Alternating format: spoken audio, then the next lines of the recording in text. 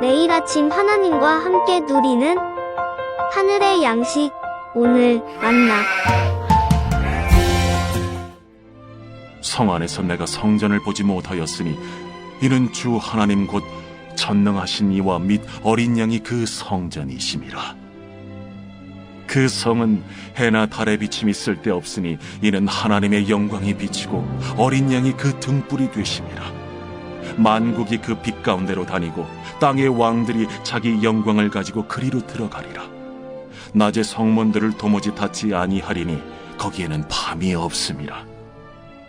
사람들이 만국의 영광과 존귀를 가지고 그리로 들어가겠고 무엇이든지 속된 것이나 가증한 일 또는 거짓말하는 자는 결코 그리로 들어가지 못하되 오직 어린 양의 생명책에 기록된 자들만 들어가리라.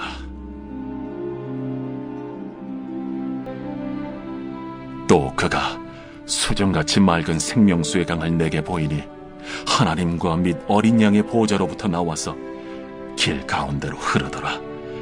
강 좌우에 생명나무가 있어 12가지 열매를 맺되 달마다 그 열매를 맺고 그 나무 잎사귀들은 만국을 치료하기 위하여 있더라.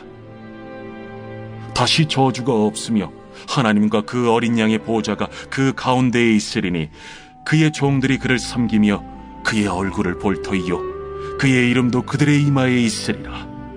다시 밤이 없겠고 등불과 햇빛이 쓸데없으니 이는 주 하나님이 그들에게 빛이심이라. 그들이 세세토록 왕노릇 하리로다. 오늘 본문에는 새하늘과 새 땅을 묘사하는 요한의 고백이 계속해서 등장합니다. 그런데 22절에 재미있는 표현이 등장하는데요. 성 안에서 내가 성전을 보지 못하였으니 이는 주 하나님 곧 전능하신 이와 및 어린 양이 그 성전이심이라. 새하늘과 새 땅이라는 도성을 보았는데 성전을 보지 못했다라고 이야기하죠. 이것은 이스라엘 백성들의 관점에서는 굉장히 특별한 부분입니다. 왜냐하면 이스라엘에게 있어서 성전은 없어서는 안 되는 너무나 중요한 곳이기 때문이죠. 그런데 오늘 본문을 보면 성전이 없는 이유가 전능하신 하나님과 어린 양이신 예수 그리스도께서 성전이시기 때문이라고 이야기합니다. 우리는 이 말씀을 통해서 성전이 궁극적으로 추구해야 할 방향성이 무엇인지를 발견하게 됩니다. 바로 성전이 추구해야 할 방향성은 하나님께 더 가까이 나아가는 것이죠. 성전이 존재하는 이유가 바로 이것입니다. 성전은 하나님을 보기 위한 도구였던 겁니다. 때로는 도구 이상의 역할을 해서 이스라엘 백성들에게 문제가 되곤 했지만 우리는 성전의 목적을 잊어서는 안 될 것입니다. 이러한 맥락에서 23절을 보면 해와 달의 비침이 필요 없다라고 이야기합니다. 왜냐하면 하나님의 영광과 어린 양이 등불이 되시기 때문이라고 이야기하죠. 새하늘과 새 땅에서 우리가 누리게 될 하나님의 영광의 찬란함을 요한의 묘사를 통해 작게나마 상상하게 됩니다.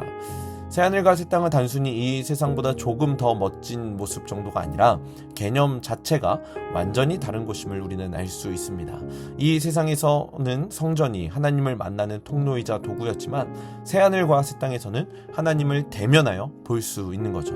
그렇게 우리는 22장을 보게 됩니다. 22장 역시 새하늘과 새 땅을 묘사하는데 21장에서는 성전의 목적을 중심으로 살펴보았다면 22장에서는 새하늘과 새 땅의 역할이 무엇인지 집중하게 합니다. 먼저 새하늘과 새 땅의 주인공에 대해서 이야기하는데요. 1절과 2절입니다.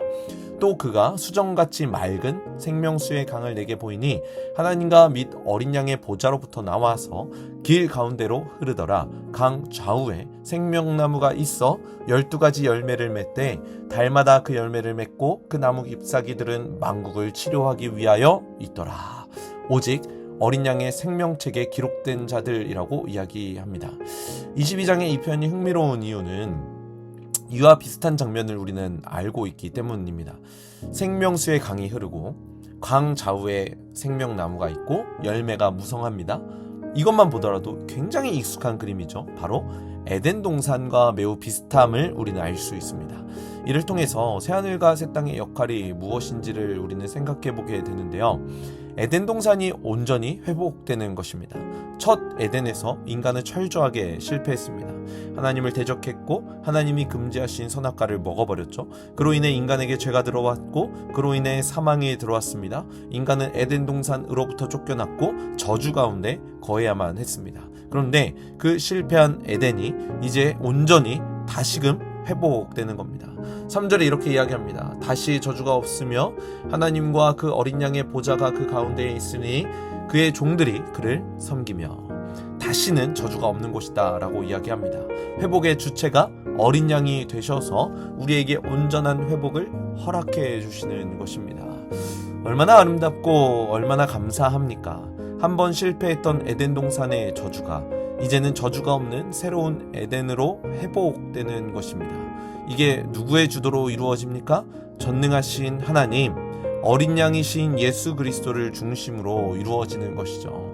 새하늘과 새 땅은 새로운 에덴이고 저주가 없는 곳임을 살펴보았습니다. 그런데 그 에덴에, 그 새하늘과 새 땅에 한 가지 더 없는 것이 있다라고 오늘 본문은 이야기합니다. 5절입니다. 다시 밤이 없겠고 등불과 햇빛이 쓸데없으니 이는 주 하나님이 그들에게 빛이심이라 그들이 세세토록 왕노릇 하리로다. 밤이 없다라고 이야기합니다. 왜 그렇습니까? 주 하나님이 그들에게 빛이시기 때문에 빛이 따로 필요 없는 거죠. 오직 하나님만 필요하면 되는 겁니다.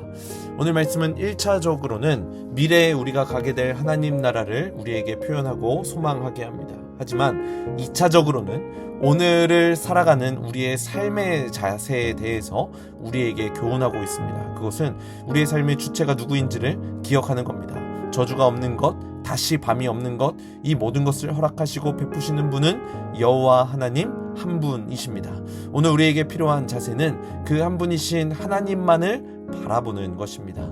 오늘 주일인데요. 우리가 드리는 이 주일 예배가 그러한 예배가 되길 소원합니다. 오늘 예배를 통해 그 하나님 나라가 우리에게 더 선명하게 보여지고 그 보여지는 하나님 나라를 통해 하나님께서 다스리시는 그 아름다운 나라가 온전히 회복되길 소원합니다. 그렇게 오늘 주일 그 하나님 나라를 경험하고 하나님 앞으로 더 가까이 나아가실 때에 하나님을 경험하고 하나님을 만나시는 성남제일교회 모든 성도님들 되시길 주님의 이름으로 간절히 축복합니다.